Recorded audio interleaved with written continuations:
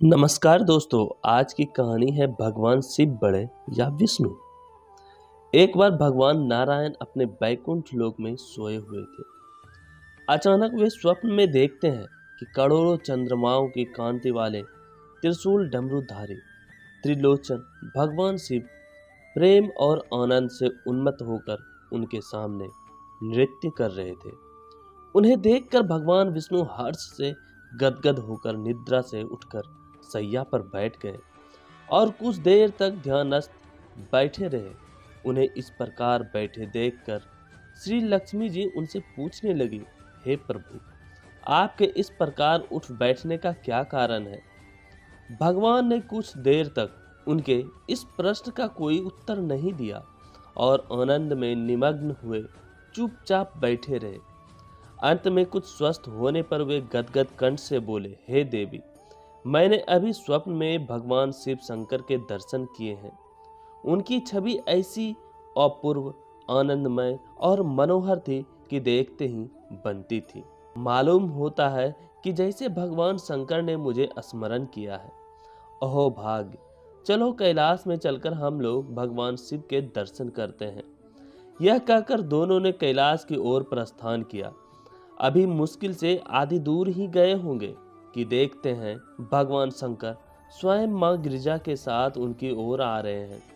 अब भगवान के आनंद का क्या ठिकाना, मानो बिन मांगे मन की मुराद पूरी हो गई हो। पास आते ही दोनों परस्पर बड़े प्रेम से मिले। प्रेम और आनंद का समुद्र उमड़ पड़ा।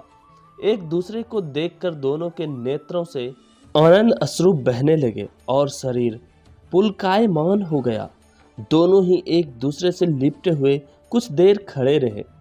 प्रश्नों उत्तर होने पर मालूम हुआ कि भगवान शंकर जी ने भी रात्रि में इसी प्रकार का स्वप्न देखा है। स्वप्न में उन्होंने भगवान विष्णु को उसी रूप में देखा था जिस रूप में वे अब उनके सामने खड़े थे। एक दूसरे के स्वप्न के बारे में जानने के बाद दोनों एक दूसरे से अपने साथ आने का आग्रह करने लगे। भगवान नारायण कहते हैं कि आप बैकुंठ चलो और भगवान शिव कहते हैं कि कैलाश की ओर प्रस्थान कीजिए। दोनों के आग्रह में इतना अलौकिक प्रेम था कि यह निर्णय करना कठिन हो गया कि कहाँ चला जाए। इतने में बीना बजाते और हरिगुण गाते हुए नारद जी वहां पर आ गए। बस फिर क्या था, लगे दोनों ही उनसे निर्णय करवाने कि कहाँ चला जाए। बेचारे नारद जी स्वयं उस अलौकिक मिलन को देखकर कुछ और कहने की हालत में नहीं थे। वे तो स्वयं अपना सूद बूद भूलकर उन दोनों का गुणगान करने में मस्त थे। ऐसी हालत में अब निर्णय कौन करे?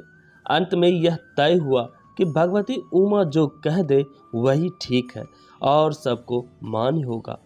भगवती उमा पहले तो कुछ देर चुप रही, फिर दोनों को लक्ष्य करके बोली, हे नाथ, हे नारायण, आप लोगों के निश्चल, अनन्य और अलौकिक प्रेम को देखकर तो यही समझ में आता है कि आपके निवास स्थान अलग अलग नहीं है। जो कैलाश है वही बैकुंठ है और जो बैकुंठ है वही कैलाश है। केवल नाम में ही भेद है।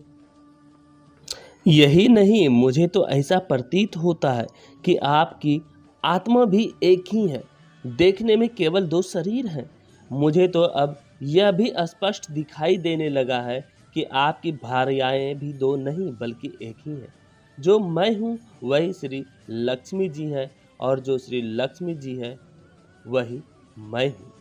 केवल इतना ही नहीं, मेरी तो अब यह दृढ़ धारणा हो गई है कि जो आप लोगों में से किसी एक के प्रति द्वेष करता है, मानो वह दूसरे के प्रति द्वेष करता है। जो एक की पूजा करता है वह स्वाभाविक ही दूसरे की भी पूजा करता है। जो एक को अपूज्य मानता है वह दूसरे की भी पूजा नहीं करता। मुझे तो ऐसा लगता है कि जो आप दोनों में भेद मानता है उसका चिरकाल तक घोर पतन होता है। मैं देख रही हूँ कि आप मुझे इस प्रसंग में अपना मध्यस्थ बनाकर मानो मेरी प्रवंचना कर रहे हैं, मुझे दुविधा में डाल रहे हैं और मुझे भुला रहे हैं। अब मेरी यह प्रार्थना है कि आप दोनों ही अपने अपने लोक को पधारिए। श्री हरि विष्णु यह समझे कि वे शिव रूप में वैकुंठ जा रहे हैं और भगवान शिव यह समझे कि वे विष्णु रूप में कैलाश की ओर गमन कर रहे हैं।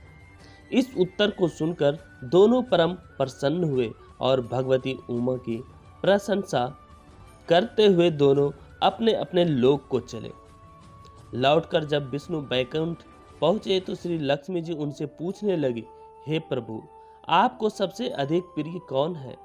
इस पर भगवान विष्णु बोले, मेरे प्रियतम केवल भगवान शिव हैं। जैसे देहधारियों को अपनी देह प्रिय होती है, वैसे ही मुझे महादेव प्रिय है। इस संसार की शुरुआत में एक बार मैं और भगवान शिव दोनों ही अलग अलग पृथ्वी पर घूमने निकले थे।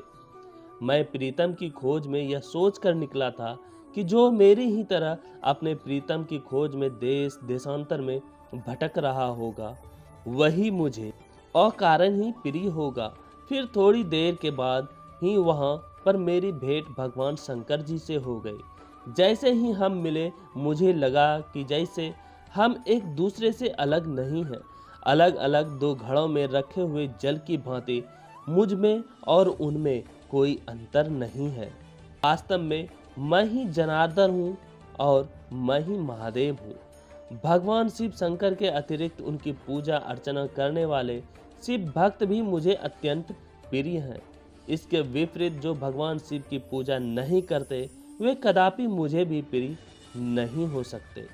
तो दोस्तों, आप हमें कमेंट करके बताएं कि आपको कहानी कैसी लगी। पसंद आए तो लाइक करें और ऐसी कहानी सुनने के लिए हमारे चैनल को सब्सक्राइब करें।